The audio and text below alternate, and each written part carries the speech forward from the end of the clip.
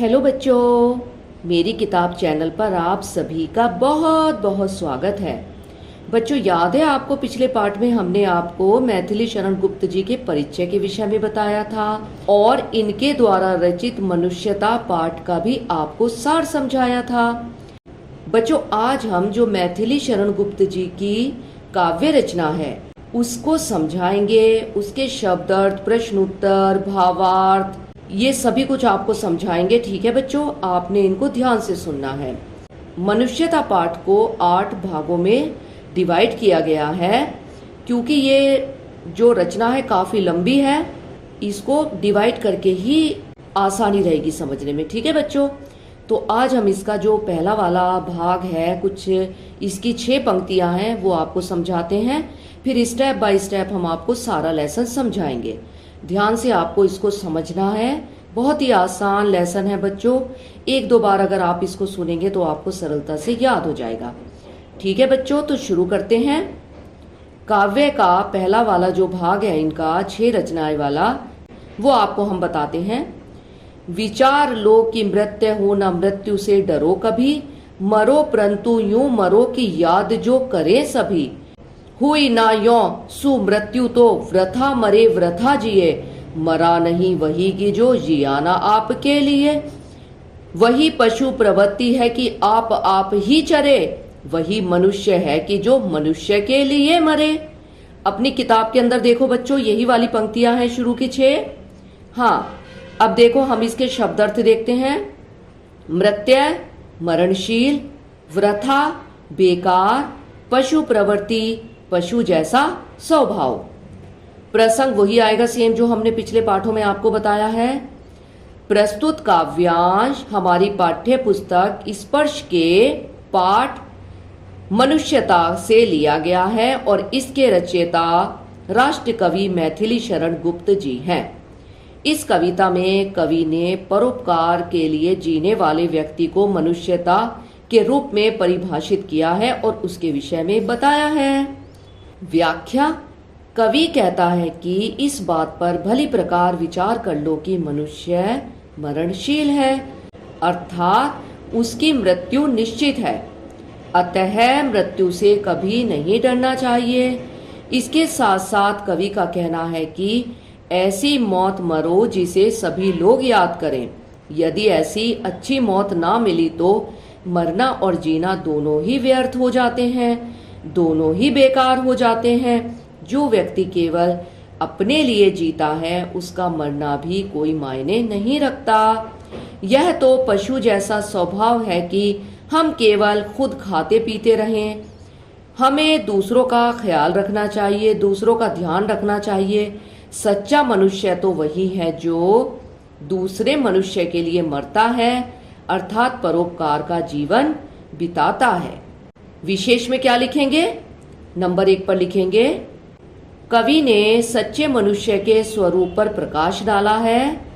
Number 2 पर लिखेंगे, पशु प्रवृत्ति पर व्यंग किया गया है। तीसरे में लिखेंगे, भाषा सीधी सादी और स्पष्ट है। ठीक है बच्चों, अब इससे संबंधित प्रश्न उत्तर देखते हैं। प्रश्न है, मनुष्य के मृत्यु होने का क्या आशय है? उत्तर: मनुष्य के मृत्यु होने का यह आशय है कि मनुष्य मरणशील है, वह नश्वर है, एक ना एक दिन उसे मरना ही है। अगला प्रश्न है, मनुष्य को कैसी मौत मरना चाहिए? उत्तर: मनुष्य को ऐसी मौत मरना चाहिए कि मरने के बाद भी लोग उसे याद करें। अगला प्रश्न, सुमृत्यु क्या होती है? उत्तर: सुमृत्यु वह होती है जिसे लोग बाद में भी लंबे समय तक याद रखें। ऐसी मृत्यु परोपकार करने से मिलती है। किसी महान उद्देश्य के लिए मरना सुमृत्यु है। अगला प्रश्न, पशु प्रवृत्ति क्या है? उत्तर: पशु प्रवृत्ति यह है कि अपने आप खाता रहे। स्वयं के लिए जीना और खाना पशु प्रवृत्ति है। सच्चा मनुष्य परोपकार के लिए जीता मरता है।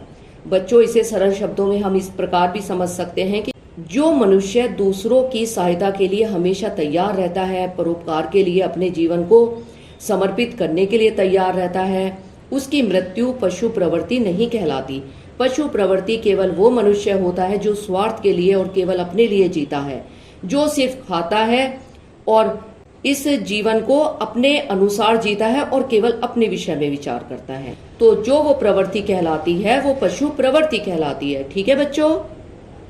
अगला प्रश्न है, कवि किससे ना डरने के लिए कहता है और क्यों? उत्तर, कवि मृत्यु से ना डरने के लिए कहता है। इसका कारण यह है कि जो जन्म लेता है उसकी मृत्यु होना निश्चित है, अतः इससे कभी डरना और घबराना नहीं चाहिए। बच्चों, ये इसके पहली वाली जो 6 पंक्तियां हैं काव्य की, उससे संबंधित आपका भावार्थ, प्रसंग, शब्दार्थ हैं। ठीक है। अब हम अगली पंक्तियों की तरफ बढ़ते हैं, ध्यान से सुनिएगा। उसी उदार की कथा सरस्वती बखानती, उसी उदार से धरा कृतार्थ भाव मानती, उसी उदार की सदा सजीव कीर्ति कूजती, तथा उसी उदार को समस्त सृष्टि पूजती।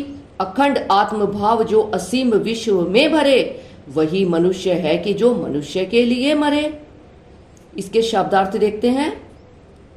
उदार सहृदय, धरा धरती, कृतार्थ आभारी, धन्य सजीव जानदार जिसमें जान हो, कीर्ति प्रसिद्धि यानी कि फेमस, कूजती गूंजती गूंजना, मधुर ध्वनि करना, सृष्टि संसार विश्व वर्ल्ड, अखंड जो खंडित ना हो जिसे तोड़ा ना जा सके, असीम सीमा रहित विश्व संसार।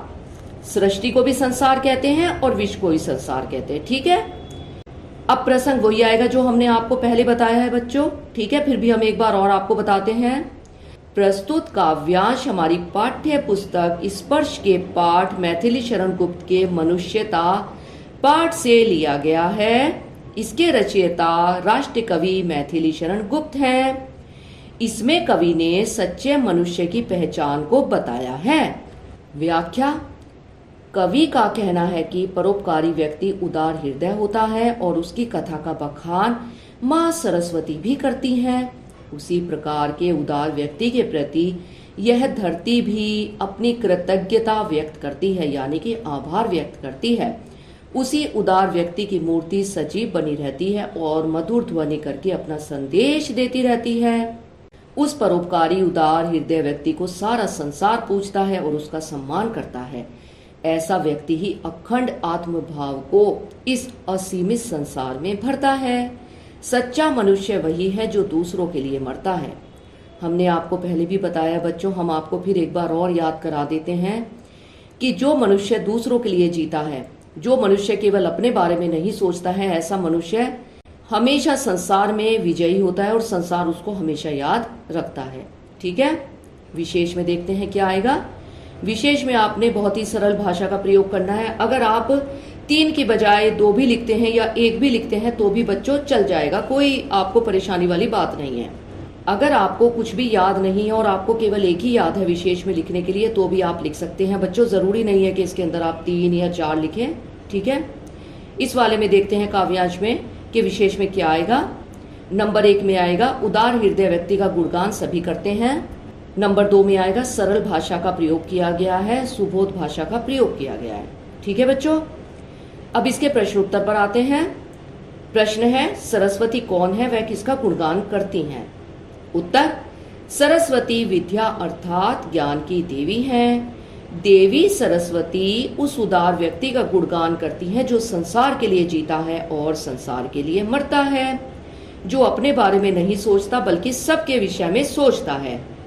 अगला प्रश्न, उसी उदार से धरा कृतार्थ भाव मानती का क्या आशय है? उत्तर, इसका आशय है कि उदार व्यक्ति को पैदा करके धरती स्वयं को धन्य मानती है, अर्थात जब इस धरती पर कोई उदार व्यक्ति जन्म लेता है तब वह खुद को धन्य मानती है।